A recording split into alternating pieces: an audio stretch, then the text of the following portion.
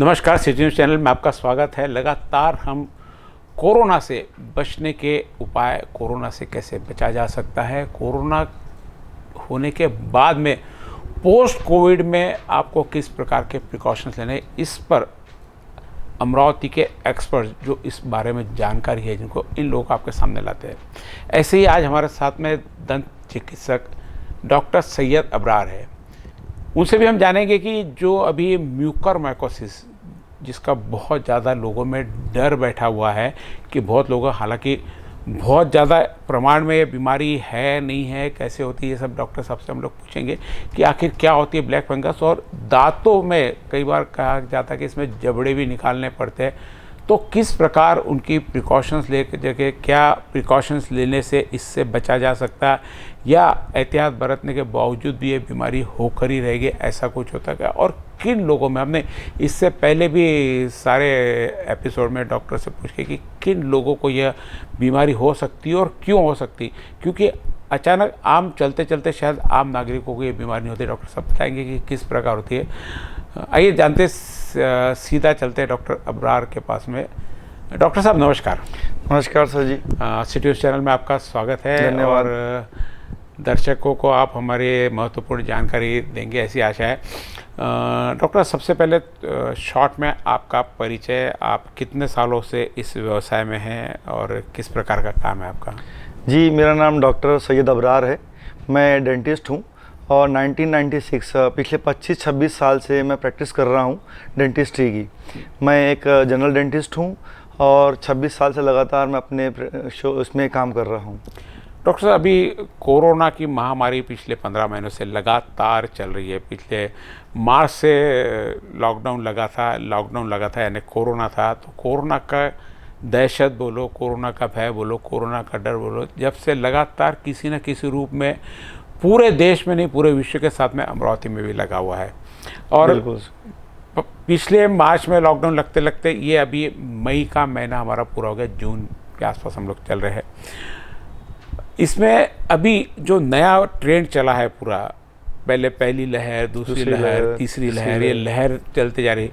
लहरों को उम्र के साथ में जोड़ रहे हैं। उसके बाद में पहले जो दौर गया था पिछले सितंबर के दौरान, जहाँ तक बहुत ज़्यादा कोरोना के मरीज अमरावती में और पूरे देश में पाए गए थे, उस समय की बीमारियों में और इस समय के कोरोना की बीमारियों में बहुत डिफरेंस देखने में आया।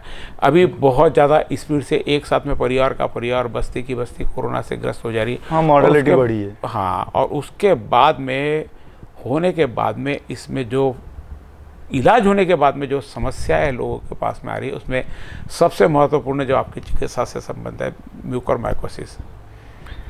म्यूकरमाइकोसिस क्यों होता है, कैसे होता है, और दांतों को इफेक्ट आपके कैसे करता है और कैसे बचा जा सकता है, इसमें आप प्रकाश डालिए थोड़ा सा। म्यूकरमाइकोसिस, जिसको हम आजकल कॉमन भाषा में ब्लैक फंगस कहते हैं, मैं सबसे पहले ये बताना चाहूँगा कि पब्लिक में जो इसका भय है, जो डर है, और मीडिया के माध्यम से जो डर फैलाया गया है, ये म्यूकरमाइकोसिस से बहुत ज़्यादा डरने की ज़रूरत आम लोगों को नहीं है। बहुत ज़्यादा डरने की ज़रूरत आम लोगों को नहीं है, क्योंकि ये फंगल इन्फेक्शन है। फंगल इन्फेक्शन, इसको हम अपॉर्चुनिस्टिक इन्फेक्शन बोलते हैं, मतलब मौका पाते ही हमला करने वाली बीमारी। अच्छा। अब मौका कब पाएंगी?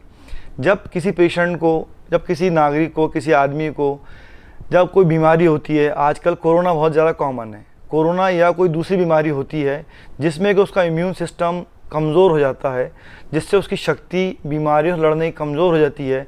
उस हालत में फंगल इन्फेक्शन हम पर भारी पड़ते, हम पर हावी होते, हमको कमज़ोर करते। इसीलिए मेरी ये पहली एक निवेदन है, पहली एक बात है कि जो तंदुरुस्त लोग हैं, जो हेल्दी लोग हैं, जिनको किसी प्रकार की कोई बीमारी नहीं हुई है, जिनको कोरोना नहीं हुआ है, जो अभी किसी और बीमारी से हॉस्पिटल में भर्ती नहीं हुए हैं, उनको ब्लैक फंगस से डरने की ज़रूरत नहीं है। हेल्दी है ना डॉक्टर साहब? अच्छा, हेल्दी का मतलब ये नहीं, हेल्दी का मतलब अच्छा हाँ। तगड़ा नहीं। एक दुबला पतला आदमी भी हेल्दी हो सकता है, और एक मोटा, जैसे एक आदमी है जो 40 kg का है, 40 किलो वजन है, लेकिन वो अपना डेली के काम पूरे करता है और मेडिकली सिक नहीं है। हेल्दी का मतलब मेडिकली सिक, मेडिकली आपके मेडिकल की भाषा में जो मेडिकली इंटरनल जिसकी कमजोरी है, जिसकी वो आपके हिसाब से कमजोर हो गया। और दूसरा बोले मेडिकली कॉम्प्रोमाइज्ड, एक बहुत अच्छा दिखने को बहुत अच्छा आदमी है लेकिन वो हाईली डायबिटिक है, अनकंट्रोल डायबिटीज़ है, इसको हम मेडिकली सिक बोलेंगे, मेडिकली इल बोलेंगे, मेडिकल कॉम्प्रोमाइज़ बोलेंगे।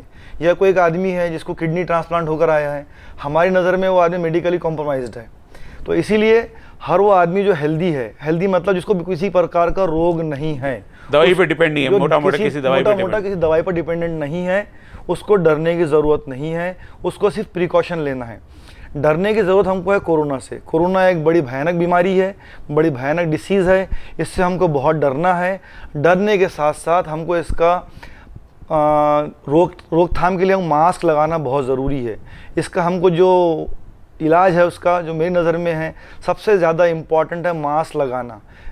2 गज की दूरी, 4 गज की दूरी मेंटेन करना और मास्क लगाना। डरना है तो हमको डरना कोरोना से है, ब्लैक फंगस से नहीं डरना है। ब्लैक फंगस से जैसे आपने कहा कि नहीं डरना है, और ये ब्लैक फंगस हमने अभी तक जो सुना है, देखा है, ये सिर्फ उन्हीं को होता है जिनको कोरोना हुआ, या जैसे आपने बताया कमज़ोर दूसरे व्यक्ति को भी ये ब्लैक फंगस या और भी कोई फंगस है? क्योंकि अभी तो white fungus, yellow fungus, red fungus, fungus के भी अलग अलग टाइप प्रकार आ गए। तो white fungus, red fungus, black fungus में फ़र्क है। और जिनको कोरोना हुआ उन्हीं को होगा कि और भी इस नॉर्मल व्यक्ति को भी हो सकता है? जैसे आपने बताया कि दूसरे इलनेस है उसके साथ में, तो जैसे अभी आज के तारीख में सबसे ज़्यादा डर उन लोगों को है जिनको कोरोना हुआ। अब कोरोना में भी कारण ये है इम्यूनिटी आपकी डाउन हुई है, इसलिए आपको फंगल इन्फेक्शन होने के चांसेस बढ़ जाते हैं। दूसरा, कोरोना के इलाज के दौरान एक अच्छी मात्रा में स्टेरॉइड दिए गए। स्टेरॉइड देने का कारण ये था कि पेशेंट की जान बचाना बहुत ज़रूरी था। बाद में क्या होगा डॉक्टर ने सोचा देखा जाएगा, लेकिन आज की तारीख में लाइफ सेविंग ड्रग जो स्टेरॉइड है उसको देना ज़रूरी है, इसलिए डॉक्टर्स ने उसको स्टेरॉइड दिए। अभी पोस्ट कोविड में उसको डरने की ज़रूरत इसलिए भी है कि उसका इम्यून कॉम्प्रोमाइज्ड है, उसका इम्यून सिस्टम कमज़ोर है, वो मेडिकली कॉम्प्रोमाइज्ड है, इसलिए उसको फंगल इन्फेक्शन होने के चांसेस बहुत ज़्यादा है। दूसरा, समाज में बातें अभी चल रही है कि ऐसे लोग जिनको कोरोना नहीं हुआ है लेकिन उनको भी ब्लैक फंगस हो रहा है। उसका एक कारण ये है कि कुछ लोगों की जो समझो कोई किसी और कारण से बीमार है, अनकंट्रोल डायबिटीज़ है, किसी कारण से लॉन्ग टर्म एंटीबायोटिक थेरेपी पर है, मतलब कोई बीमारी है जिससे वो महीनों गिनती से एंटीबायोटिक खा रहा है, तो एंटीबायोटिक खाने से हमारे शरीर के जो ज़रूरी बैक्टीरिया है वो भी मर जाते हैं। इसलिए ऐसे लोग जो लॉन्ग टर्म एंटीबायोटिक पर है, जो शरीर के किसी और बीमारी से ग्रस्त है, जिनको दवाइयाँ शुरू है, जो समझो कि एक छोटी एग्जांपल जो किडनी रेसिपिएंट है, जिनको किडनी जिन्होंने लिया है, ऐसे लोग इम्यूनो कॉम्प्रोमाइज ड्रग्स पर भी रहते हैं। तो इन लोगों में भी चांसेस ज़्यादा है। जिन लोगों को अनकंट्रोल डायबिटीज़ है, भले ही कोरोना नहीं हुआ लेकिन कहीं ना कहीं इम्यूनिटी डाउन है, वो फंगल इन्फेक्शन के, अपॉर्चुनिटी इन्फेक्शन के। तो डॉक्टर साहब फिर जिंदगी भर ये फंगल तो चलते रहे। फंगल तो कोई ये ऐसा कोई अभी जिस हिसाब से इसको पेंडेमिक घोषित कर दिए, तो कोई पेंडेमिक वाली अवस्था तो नहीं। ये तो ऑलरेडी जो आप चीज़ बता रहे हैं, हमने अक्सर देखा कि जिसको काली फफूंदी हम लोग काली फफूंदी कहीं पे भी सड़े हुए पदार्थों पे, ओपन में कहीं पे बहुत जगह दिख जाती। ये तो बहुत कॉमन सी है, तो कहीं पे भी यानी कई जगह कचरा जमा हुआ, ये जमा, उसमें भी जमती। तो क्या वो यानी गंदगी से भी इन्हेल होकर हमारे अंदर ब्लैक फंगस आ सकता है? मैं कचरे के बारे में एक बात बोलना चाहूँगा कि पूरे विश्व में भारत में number of cases black fungus के ज़्यादा देखे गए हैं। अब विदेश के अंदर या बाकी कंट्रीज़ के अंदर जिनकी आर्थिक स्थिति ज़्यादा मजबूत है, जिनकी जनसंख्या कम है, वहाँ पर साफ़ सफाई का बहुत ज़्यादा ख्याल रखा जाता। लेकिन हमारे भारत के अंदर साफ़ सफाई का ध्यान कम रखा जाता है। अब क्यों कम रखा जाता है, इसके बहुत सारे कारण हैं, एक अलग विषय है। लेकिन हमारे यहाँ सड़कों पर, नालियों पर, हर जगह कचरा पसरा हुआ है। गंदगी की कोई लिमिट ही नहीं है। करने वाले भी हम ही हैं, लेकिन सहने वाले भी हम ही हैं। मेरा अनुरोध है हर उस नागरिक से जो थोड़ा समझदार है, वो अपने सिस्टम में दखल दे, कम से कम व्हाट्सएप पर या ट्विटर पर या फेसबुक पर अपने आसपास की गंदगी के बारे में सिस्टम को अवगत कराए कि ये गंदगी है, गंदगी में फंगस पलता है। ये फंगस आज तक तो हम पर हमला नहीं किया, लेकिन अब समय बदल चुका है, ये फंगस हमारे लिए घातक साबित हो सकता है। हम सिस्टम से अनुरोध करते हैं कि गंदगी को अब साफ़ किया जाए, अब साफ़ किया जाए। भूतकाल में हमने नहीं किए, भूतकाल में हमने सहन कर लिए, हमारी बॉडी ने, हमारे शरीर ने, हमारे समाज ने सहन कर लिया, लेकिन अब हमारे शरीर की भी और हमारे समाज की भी सहन शक्ति ख़त्म हो गई है।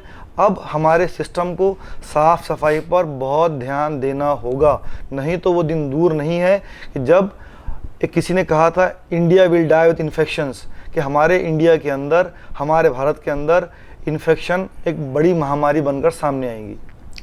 फंगल तो जैसे डॉक्टर साहब आपने बताया अभी कि ये कचरों के कारण भी वहाँ पे जनरेट होकर इनहेल होकर अंदर आ सकता है। अभी जो कोरोना के बाद में जो ब्लैक फंगस फेमस हो गया है, जिसको अच्छा प्रमोशन मिल गया, वो नाक से इनहेल होकर ही हमारे शरीर में जा रहा है। और सबसे पहला जो तक हमारे को जानकारी है, पहला असर वह नाक में ही करता है।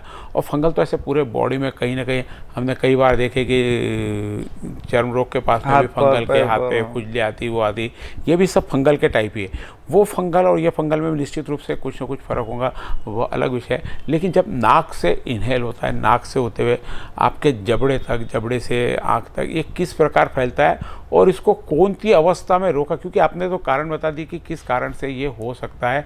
ह्यूमन कमज़ोर है, आपकी कोई सिस्टम, आप दवाई पे डिपेंड हो, आपको कैंसर है, कैंसर दवाई शुरू है, कीमोथेरेपी शुरू है, जिससे आपको लाइफ सेविंग ड्रग दिया जा रहा है, वो आपकी इम्यूनिटी कमज़ोर करती है, आपका रेजिस्टेंस पावर कमज़ोर कर देती है। जिसका भी रेजिस्टेंस पावर कमज़ोर है उसको होना स्वाभाविक है, लेकिन किस रूप में ये खतरनाक हो जाता है? अब फंगस की बात करें हम, टाइप्स ऑफ फंगस की किस प्रकार की है, अलग अलग शरीर में अलग अलग जगह फंगस होता है। जैसे स्किन पर होता है, लंग्स में होता है, पेट का होता है, मुंह का होता है। अभी नाक का फंगस जो है, इसको हम ब्लैक फंगस बोल रहे हैं, ये बहुत ज़्यादा जानलेवा साबित हो रहा है। तो भी इसमें रेट ऑफ डेथ जो है वो 50% के आसपास है, 50, और अगर डिटेक्ट हुए पेशेंट में। लेकिन इससे बचना कैसा है? सबसे पहले तो ये है कि हमको कोरोना के बाद या किसी बड़ी बीमारी के बाद या कीमोथेरेपी के बाद या अनकंट्रोल डायबिटीज़ में हमको सबसे पहला लक्ष्य हमारा ये होना चाहिए, इससे बचना है। हमारा परिसर हम पूरा साफ़ नहीं कर सकते, सफाई की उम्मीद भी नहीं कर सकते, इसलिए हम अपना मास्क लगा के रखें, अपना हाइजीन मेंटेन करें, हाथों को बार बार धोएं, नाक को कम टच करें और नाक का ध्यान ज़्यादा रखें। Post Covid, specially post Covid patient से ये विनंती है कि वो हफ्ते में एक बार या अपने ईएनटी सर्जन से कांटेक्ट करें और अपने नाक को चेक कराएं। नेज़ल एंडोस्कोपी होती है, नेज़ल कंसल्टेशन होती है, ईएनटी कंसल्टेशन होते हैं। ये कंसल्ट करवा करके ब्लैक फंगस को अर्ली स्टेज में डायग्नोस किया जाए। तो ये कोरोना डॉक्टर साहब उसके बाद इमीडिएट करा लेना है या कुछ तकलीफ हुए तो कराना है? अब इमीडिएट कराने का तो सलाह नहीं देंगे, लेकिन रूटीन भी अगर पोस्ट कोविड केयर, अभी तक क्या था, हमने कोविड से रिकवरी पा ली है, हम घर पे बड़ी खुशी खुशी आते हैं, अब बाद में हम सारे परहेज भी भूल जाते और सारी बातें भूल जाते। अभी पोस्ट कोविड जो कंट्रोल जो करना है उसमें, फॉर एग्जांपल आपको अगर से शुगर है तो आपको शुगर कंट्रोल करना है, आपको अपने बाकी चीज़ें कंट्रोल करना है। ऐसे ही आपको ईएनटी कंसल्टेशन करना बहुत ज़रूरी है। और मैं तो ये कहूँगा कि regular in touch with the ENT surgeon होना चाहिए। और जो कोविड अस्पताल है उन लोगों ने भी डिस्चार्ज के वक्त ये सलाह देना चाहिए और दे भी रहे हैं कि आपको बाद में नेज़ल ईएनटी सर्जन से कंसल्टेशन कराना ज़रूरी है। ईएनटी वाले नेज़ल एंडोस्कोपी करते हैं, वो अपना देखने वाले उनको शंका आती है तो वो आपको ज़रूर अवगत कराएंगे कि आपको डर है कोविड का। अब कई लोग ऐसे हैं जिनको मालूम ही नहीं पड़ता नेज़ल फंगस हुआ है, ब्लैक फंगस हुआ है, उसकी कुछ अलामतें हैं, उसकी कुछ साइन सिम्टम्स हैं। सबसे पहले ये तो होता है कि नेज़ल कंजेशन होता है, जैसे नाक में भारीपन होता है, water discharge from the nose और black discharge from the nose, जैसे काला पानी निकलना, और कई बार नाक के आसपास काला चट्टा, गाल पर काला चट्टा पैदा होना। तो ये उसकी अलामतें हैं। अगर किसी को लगता है कि मेरे नाक के आसपास का एरिया सुन्न हो गया है, ब्लैक स्पॉट आ रहा है, या आँख के आसपास सूजन आ रही है, या आँख में थोड़ा भारीपन आ रहा है, या विजन मेरा जो आँख का है वो ब्लरी, मतलब आपको साफ धुंधला दिखाई दे रहा है, किसी की आँख का स्वेलिंग आ गया, आँख का साइज़ बड़ा हो रहा है, तो ये कुछ शुरुआत की अलामतें हैं। तो आपको, और एज ए डेंटिस्ट मैं ये कहना चाहूँगा कि अगर आपको लगता है पोस्ट कोविड में, या आप पोस्ट कोविड में हैं, या आप लॉन्ग टर्म एंटीबायोटिक थेरेपी पर हैं, आप बहुत ज़माने से एंटीबायोटिक खा रहे हैं, या आपने समझो किडनी दान में ली है, आप इम्यूनो कॉम्प्रोमाइज ड्रग्स पर हैं, और कीमोथेरेपी वगैरह शुरू है, तो आपको अगर दांत में भारीपन लगता है, भले ही हमको डरने की ज़रूरत नहीं है, लेकिन आपके जबड़े में दर्द होता है, जबड़े में सूजन आती है, या किसी प्रकार के छाले आप अपने जबड़े के अंदर, मुंह के अंदर नोटिस करते हैं, तो आप डेंटिस्ट को ज़रूर दिखाएं। और डेंटिस्ट का कंसल्टेशन करने के बाद मुझे पूरी उम्मीद है कि डेंटिस्ट ज़रा सी भी गड़बड़ दिखने के बाद आपको सही सलाह देगा। जैसे आपने बताया कि नेज़ल एंडोस्कोपी, वो मशीन के द्वारा दांत के लिए तो मेरे ख्याल से आपको आंखों से ही देखना पड़ता है कि उसको है क्या, उसके लिए भी कोई आपकी टेस्ट होती है? नहीं, दांतों के लिए हम टेस्ट तो नहीं करते कोई, लेकिन एक्सरे ज़रूर करते हैं। एक्सरे ज़रूर करते हैं। अगर हमको शक हुआ, कोई सस्पिशन डाउट हुआ कि भाई इसको कोविड हो सकता है, क्लिनिकली अपनी आंख से नहीं दिख रहा, लेकिन आंख से समझ में नहीं आ रहा, लेकिन उसके जो पेशेंट जो बोलता है उस पर हमको पूरा शंका हो रहा है कि समथिंग इज़ रॉन्ग, कहीं ना कहीं कुछ गड़बड़ है, तो हम PNS कराते हैं, MRI PNS कराते हैं, CT PNS कराते हैं। PNS एक ऐसा एक्सरे जिसके अंदर हम साइनस को देख सकते हैं आसानी से, तो CT PNS, MRI PNS, सादा PNS, ये एक्सरेज हम करा के रेडियोलॉजिस्ट की मदद से हम आसानी से डायग्नोस कर सकते हैं। जैसे कि आपने अभी बताया था कि ब्लैक फंगस पूरे हवाओं में, सब जगह गंदगी में इधर उधर फैला है, और जिनको कोविड हुआ उनको ये जल्दी इन्फेक्ट कर देता है, जल्दी, यानी समझो एक अट्रैक्शन, एक पोषक तत्व उसको मिल जाता है फंगस को वहाँ पे जाने के लिए, और वहाँ जाके अंदर जाके जो तुम्हारी इम्यूनिटी कमज़ोर हो उससे वो डेवलप हो जाता है। डॉक्टर साहब, कई लोग ऐसे भी है जो दवाखाने में कंटिन्यू पूरा प्रिकॉशंस में रहे, वहाँ से निकलने के बाद मास्क लगाए, घर में जाके भी मास्क लगाए, उसके बावजूद उनको ब्लैक फंगस हो गया। उनमें कहाँ से इंसर्ट होता है ये ब्लैक फंगस, जबकि कंटिन्यू मास्क, हमने देखा ऐसे कई लोग लगा उनको और हुआ है ब्लैक फंगस। तो उसके बारे में आप क्या, कि फंगस क्या हमारे अंदर ही रहता है, अंदर ही डेवलप होता है, या कहीं से ऐसी जगह से आ गया जो हमारी जानकारी नहीं? हम तो आपने सिर्फ कहा मास्क लगाओ, मास्क लगाने से भी फंगस नहीं होगा, लेकिन मास्क लगाए उसके बावजूद ब्लैक फंगस होता है, तो उन्होंने क्या सोचना चाहिए? अब आपका प्रश्न बिल्कुल सही है, वाजिबी है। समाज में कई लोग ऐसे सामने आ रहे हैं जिनका कहना है कि हमने सारी प्रिकॉशंस ली है, शुगर लेवल बराबर है, और पोस्ट कोविड में हम सारे प्रिकॉशन ले रहे हैं, उसके बावजूद भी हो रहे हैं। तो एक ऐसी थ्योरी सामने आई है, किसी का ये कहना पड़ा है, कोई रिसर्च सामने आई है कि जो ऑक्सीजन लगती है पेशेंट को हॉस्पिटल्स के अंदर, अब कुछ समय पहले हॉस्पिटल में इतनी मारामारी थी, बहुत ज़्यादा धूम थी, बहुत ज़्यादा गर्दी थी, तो ऑक्सीजन के माध्यम से, ऑक्सीजन की पाइपलाइन के माध्यम से, वो जो ह्यूमिडिफायर होता है उसके माध्यम से कहीं ना कहीं फंगस उस पाइपलाइन में था, वो ऑक्सीजन मास्क पर कहीं फंगस था, या हाइजीन मेंटेन नहीं कर पाए। अब कुछ लोग हॉस्पिटल को दोषी मानते हैं कि ऑक्सीजन पाइपलाइन फंगस से इन्फेक्टेड थी, मास्क इन्फेक्टेड था, हॉस्पिटल का हाइजीन बराबर नहीं था। ये बात से मैं सहमत भी हूँ, नहीं भी हूँ। क्यों? उसकी वजह यह है, डॉक्टर्स ने जितना करे वो अपनी क्षमता से ज़्यादा करे। हर डॉक्टर ने अपनी जान की परवाह किए बगैर अपनी क्षमता से ऊपर काम किया है। अब इस दौरान कोई भूल चूक हुई होगी तो मेरे ख्याल से मैं तो उसको माफ़ कर दूंगा। वो भूल चूक भी ऐसे यानी प्रिकॉशंस लेके वापस ठीक हो सकती है उसके बाद में, कि सिर्फ उनको अर्ली पता चल जाए कि ताकि हो। अब डॉक्टर साहब, ये आपने बताया कि इसके प्रिकॉशंस क्या लेना है। अब इसके जो प्रिकॉशंस लेने के बावजूद भी कई लोगों को हो जाए, तो इलाज के लिए सबसे पहला इलाज इसका क्या है, और क्या अमरावती में वो सारा संभव है? इलाज के लिए इसके दो चीज़ें हैं। एक तो मेडिसिनल अप्रोच, मतलब दवाई से, और साथ में सर्जरी। अब जब हम इलाज के लिए जाएंगे तो इसका जो बेसिक है एंटी फंगल ड्रग्स, जिसको हम एम्फोटेरेसिन भी आजकल बहुत ज़्यादा कॉमन है, बहुत ज़्यादा सुनने मिल रहा है। टीवी पर दिन में कम से कम 10 बार 100 बार हम सुन लेते हैं कि एम्फोटेरेसिन भी इसका इलाज है। लेकिन हमारा दुर्भाग्य ऐसा है कि हमारे देश में, हमारे शहर में, हमारे गांव में एम्फोटेरेसिन भी मिल नहीं रहा है। इसकी बहुत ज़्यादा कमती है, अभी अवेलेबल नहीं है। यह है तो बहुत कम मात्रा में है। हमारी रिक्वायरमेंट अगर 100 वायल्स की है तो हमको मिल रहा है 10।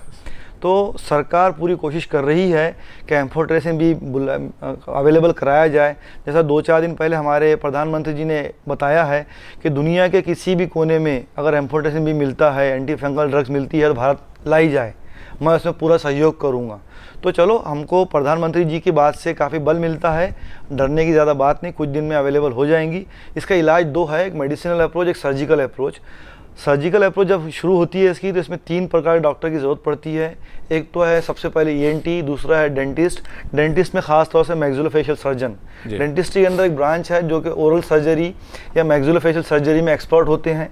वो एक स्पेशल टीम होती है जिसमें ENT सर्जन, मैक्सिलोफेशियल सर्जन और एक आई सर्जन, ये तीनों की टीम मिलके अच्छे रिजल्ट दे सकते हैं। डॉक्टर साहब, जैसा कि आपने अभी इसके इलाज के बारे में बताया, दूसरा आपने बताया इंजेक्शन जो एम्फोजन है उनकी शॉर्टेज है। अमरावती में 100 की ज़रूरत है, अमरावती में अभी 10 आ रहे हैं। एक पेशेंट को शायद 5-5, 6-6 दिन भर में लगता है, 8 दिन तक उसको लगता है, ऐसा हमने सुना है। डॉक्टर साहब, जिस ढंग से ब्लैक फंगस का प्रचार और जिस ढंग से इसको एक्सपोज किया जा रहा है, क्या उतने आंकड़े इस देश में ब्लैक फंगस के मरीजों के हैं कि हम उनको दवाई नहीं पूरा सकते? नहीं, मेरा ऐसा मानना है कि ब्लैक फंगस का मीडिया में ज़्यादा हाहाकार है, और मीडिया की ज़्यादा हाहाकार से ये आम आदमी के, आम नागरिक के दिल में एक भय सा बैठ गया है। तो मेरी मीडिया से भी एक छोटी सी अपील रहेगी। मीडिया तो बहुत बड़ा है, समुद्र है, लेकिन एक अपील रहेगी कि जनता के अंदर भय का माहौल कम पैदा करें। जनता को अवगत कराना है, समझाना है, लेकिन डर पैदा नहीं करना है। आम तौर पे देखा गया कि कुछ मीडिया चैनल वाले TRP के चक्कर में, शाबाशी के चक्कर में दिन भर पब्लिक को डराते रहते हैं। तो मेरी उन लोगों से, उन एंकर से अनुरोध है कि वो पब्लिक में जागरण पैदा करे, लेकिन भय पैदा ना करे। इतने पेशेंट हमारे देश में नहीं है कि हम लाचार और मजबूर हो गए। हम लाचार और मजबूर बिल्कुल नहीं है। हम लाचार और मजबूर थे कोरोना के सामने। हम ये कहते थे कोरोना से लड़ना है, कोरोना जंग है, हम जीतेंगे। मेरा फिर से ये कहना है, कोरोना एक बहुत बड़ी जंग है, इसमें हम लड़ नहीं सकते, इससे हमको सिर्फ बचना है। हम इतने कमज़ोर है कि हमको इसमें दूर भागना ही हमारे लिए सेफ्टी है। कोरोना से जंग लड़ना एक नामुमकिन बात है, इससे बचना है। और एक शब्द है राह फरार, भागने की तैयारी। इससे बचते रहो, बचते रहो, बचते रहो, बस यही एक उपाय है। लड़ने का हमारे मन में विचार भी नहीं आना चाहिए। जाते जाते अंत में कोरोना और ब्लैक फंगस से बचने के लिए जनता से आपकी क्या अपील रहेगी?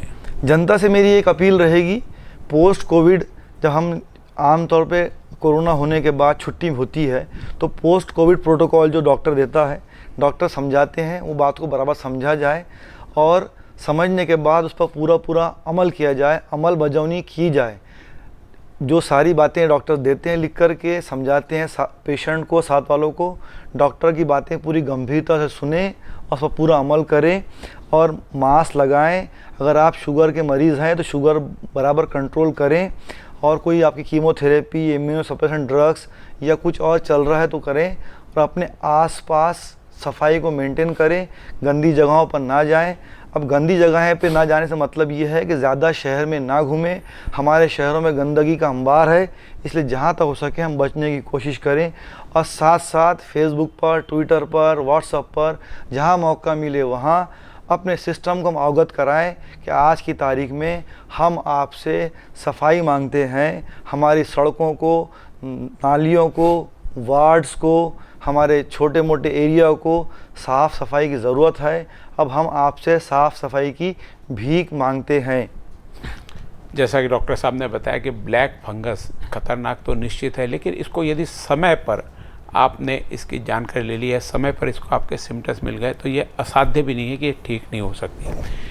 सर्जरी है और इंजेक्शंस है, दो इसके इलाज होता है और दोनों इसके साथ में चलते हैं। सर्जरी भी करानी पड़ती है, इंजेक्शन भी लेना पड़ता है।